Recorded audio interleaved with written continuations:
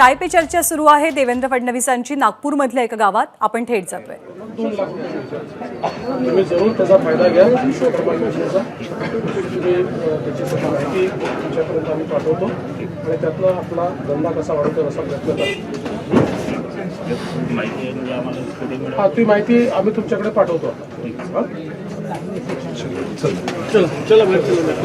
गाव चलो अभियानांतर्गत उपमुख्यमंत्री देवेंद्र फडणवीसांच्या गाठीभेटी सुरू आहेत. त्यांच्या दौऱ्याचा आजचा दुसरा दिवस आहे. नागरिकांसोबत ते चाय पे चर्चा करतात.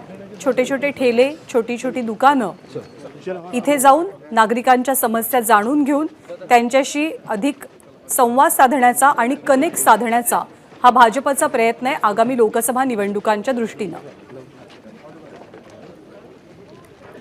सध्या ते हातला गावामध्ये आहेत आणि शेतकऱ्यांसोबत ते चाय पे चर्चा करतात.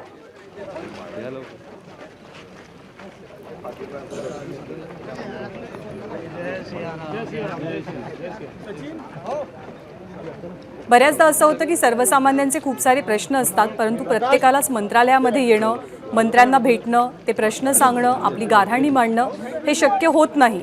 भाजपनं लोकसभा निवडणुकांच्या दृष्टीनं त्यांचे विविध कार्यक्रम आखायला सुरुवात केली आहे आणि तळागाळातल्या लोकांपर्यंत पोहोचण्याचा प्रत्येक पक्षाचा प्रयत्न असतो. त्याच अनुषंगानं गाव चलो अभियान देवेंद्र फडणवीसांच्या नेतृत्वात सुरू झालंय. विविध गावांना ते भेटी देत आहेत. नागपूरमधल्या काही गावांचा ते कालपासून दौरा करतायत आणि सध्या हातला गावात ते आहेत. शेतकऱ्यांसोबत चाय पे चर्चा करतायत, त्यांच्या समस्या जाणून घेतात आणि थेट सरकारमधला एखादा मोठा प्रतिनिधी, उपमुख्यमंत्री, गृहमंत्री आपल्या बांधावरती आल्यामुळे, आपल्या दाराशी आल्यामुळे, आपल्या गावात आल्यामुळे किंवा आपल्या दुकानावरती आल्यामुळे लोकांमध्येही कॉन्फिडन्स वाढत असल्याची चर्चा आहे. सकारात्मक प्रतिसाद त्यांच्या दौऱ्याला मिळत असल्याचं पाहायला मिळतंय.